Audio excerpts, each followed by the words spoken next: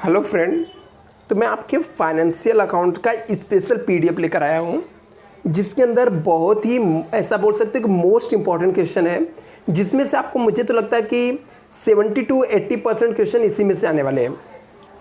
इसके पहले वीडियो में मैंने अमालगमेशन का बताया, 20 क्वेश्चन सिर्फ बताया, इसलिए बताया क्योंकि इससे पहले 50 क्वेश्चन मैंने ऑलरेडी अपलोड किया हूँ। तो आई थिंक आप दोनों देखोगे तो 70 क्वेश्चन हो जाते हैं। बाकी के बचे हुए जो चैप्टर हैं इसके भी 50-50 क्वेश्चन, जो कि बहुत ही इंपॉर्टेंट है, उसके बाहर से कुछ आना ही नहीं चाहिए। इस टाइप के जो क्वेश्चन है वो सब मैं यहाँ पर एक्सप्लेन कर रहा हूँ। तो आपको ज़्यादा परेशान होने की, टेंशन लेने की ज़रूरत नहीं है। आप इस वीडियो को पूरा देख कर जाओ, आपके पास जितने भी एमसीक्यू है, इतने भी एमसीक्यू आप पढ़ के जाते हो, आपको आता है तो 100% आप पास हो जाओगे अच्छे मार्क्स से। सिर्फ इतना एफर्ट मैं सिर्फ आप लोग के हेल्प के लिए कर रहा हूँ। तो आप लोग वीडियो को लाइक कर देना, और चैनल को यदि आप लोग सब्सक्राइब कर लो तो भी वेस्ट रहेगा, क्योंकि अदर भी सब्जेक्ट का जब वीडियो अपलोड करो तो आपको पता चले एटलीस्ट पूरी तरीके से जैसे एग्जाम में क्वेश्चन आता सेम फॉर्मेट में आपको क्वेश्चन यहाँ पर मैं लेकर आया हूँ कि जो डिफ़िकल्ट लेवल का है, हाई डिफ़िकल्ट लेवल, लो डिफ़िकल्ट लेवल, मॉड्यूल से कौन से है। तो यहाँ पे देखो सेकेंड का हम लोग देख रहे हैं। इससे पहले का 50 क्वेश्चन जो था चैप्टर 1 का था, अभी 50 क्वेश्चन जो है चैप्टर 2 के हैं। तो यहाँ पे देखो सबसे फर्स्ट क्वेश्चन यहाँ पे दिया है, लिखा है कि accounting of foreign exchange fluctuation is govern by. बोलता है कि जो अकाउंटिंग है, ठीक है, जो अकाउंटिंग है foreign exchange fluctuation is govern, वो किसके अंदर आता है। तो ऑप्शन आपको दिया है AS11, AS12, AS13, AS14। तो इसका राइट ऑप्शन क्या आ जाएगा, 1 आ जाएगा। AS11 के अंदर आता है। जो फॉरेन एक्सचेंज है वो AS11 के अंदर आता है। AS14 के अंदर अमालगमेशन आता है। AS13 जो रहता है इन्वेस्टमेंट का रहता है। तो इसका राइट ऑप्शन क्या आ जाएगा, 1 आ जाएगा। नेक्स्ट क्वेश्चन हम लोग देख लेते हैं। आगे लिखा the ratio for exchange of 2 currency. वो रेशियो क्या होता है जिसमें 2 करेंसी का एक्सचेंज होता है। पूछा गया the ratio for exchange of 2 currency. 2 currency को एक्सचेंज करने का जो रेशियो रहता है उसे हम लोग क्या बोलते हैं। ऑप्शन दिया है closing rate, average rate, exchange rate, monetary rate. तो इसका राइट ऑप्शन क्या आ जाएगा। तो यहाँ पे इसका राइट ऑप्शन क्या है, थर्ड है। थर्ड मतलब एक्सचेंज रेट बोलते हैं। जब 2 करेंसी का जो एक्सचेंज होता है उसे हम लोग एक्सचेंज रेट बोलते हैं, जिस रेट में एक्सचेंज होता है। थर्ड क्वेश्चन हम लोग देखते हैं। In the present financial statement currency use is known.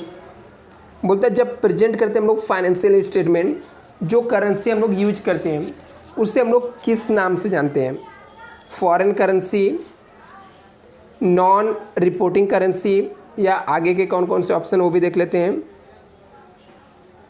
US dollar या reporting currency.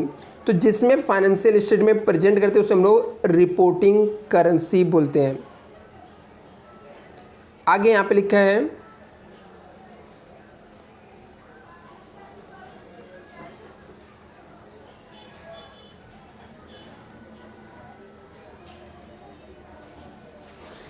Currency other than the reporting currency is known. बोलता है currency other than reporting currency, ऐसी करेंसी जो अदर देन रिपोर्टिंग करेंसी है उसे हम लोग किस नाम से जानते हैं।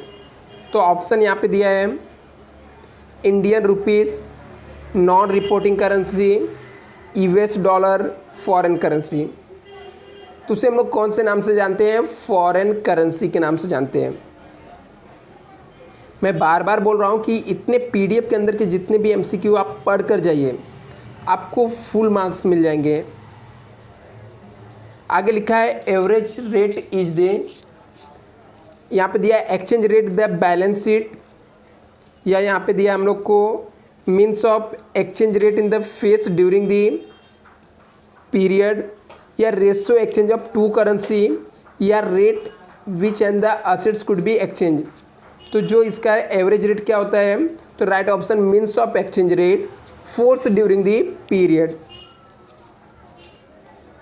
क्लोजिंग रेट क्या है, तो यहाँ पे पूछा है तो नेक्स्ट क्वेश्चन आपका है कि क्लोजिंग रेट क्या है। Closing rate is the exchange rate of balance sheet date, या फिर means of exchange rate force during the period, या ratio for exchange of two currency, या rate at which the assets could be exchange. तो इसका right option क्या आ जाएगा, exchange rate at the balance sheet date. इसका क्या आ जाएगा, यहाँ पे राइट ऑप्शन आ जाएगा exchange rate at the balance sheet.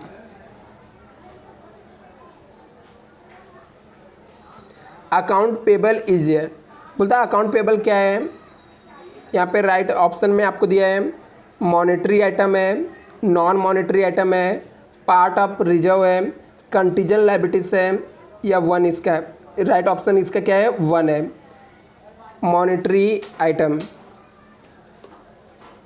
Next यहाँ पे दिया है what is the general entry for export. Export करते हैं तो हम लोग जनरल एंट्री क्या आता है, purchase account debit to foreign supplier, या foreign customer account debit to export, या foreign customer account debit to export purchase, या purchase account debit to export. तो इसका राइट ऑप्शन क्या आ जाएगा, टू आ जाएगा, foreign exchange account debit to export sales.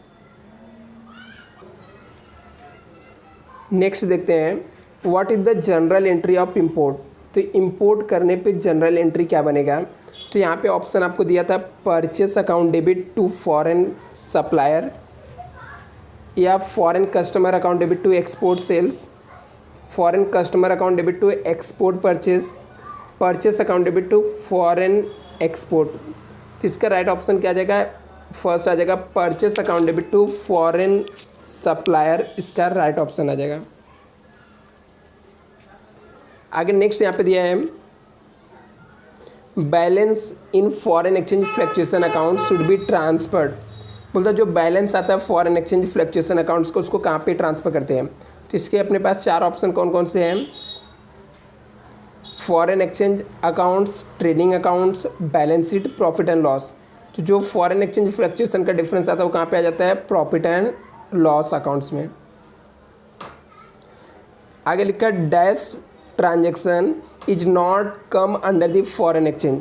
बोलता है इसमें से कौन सा ट्रांजेक्शन है जो नहीं आता किसके अंदर, फॉरेन एक्सचेंज के अंदर। Export, import, import of fix assets.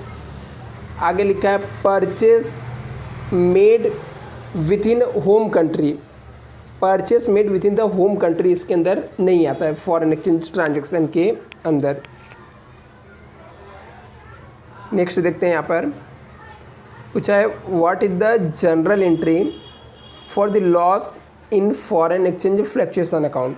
Foreign exchange fluctuation account में यदि लॉस होता है तो एंट्री क्या आएगा, तो foreign supplier customer account debit to F account, या F account debit to foreign supplier customer account, F account debit to cash bank account, या cash bank account debit to F account. तो इसका right option क्या आ जाएगा, to आ जाएगा, foreign exchange fluctuation account debit to foreign supplier customer account. Fix assets is a dash item. बोलता है फिक्स असेट्स कौन सा आइटम है, monetary item, closing rate, non monetary item, none of the above. इसका right option क्या आ जाएगा, non monetary item. Fix assets क्या है, नॉन मॉनेटरी आइटम है। नेक्स्ट यहाँ पे हम लोग देखते हैं इन्वेंट्री इज है। इन्वेंट्री क्या है, तो यहाँ पे ऑप्शन दिया है फिक्स असेट्स है, मॉनेटरी है, नॉन मॉनेटरी आइटम है, नॉन ऑफ द अबव है। तो इसका राइट ऑप्शन क्या है, मॉनेटरी आइटम है। इन्वेंट्री क्या है, मॉनेटरी आइटम है। नेक्स्ट यहाँ पे दिया है following is the example of monetary item. इसमें से कौन सा आइटम मॉनेटरी का है, तो ऑप्शन में आपको दिया है cash, payable, रिसीवल, fix assets. Fourth इसका राइट ऑप्शन क्या है, फिक्स असेट्स। इसका क्या है, राइट ऑप्शन रहेगा।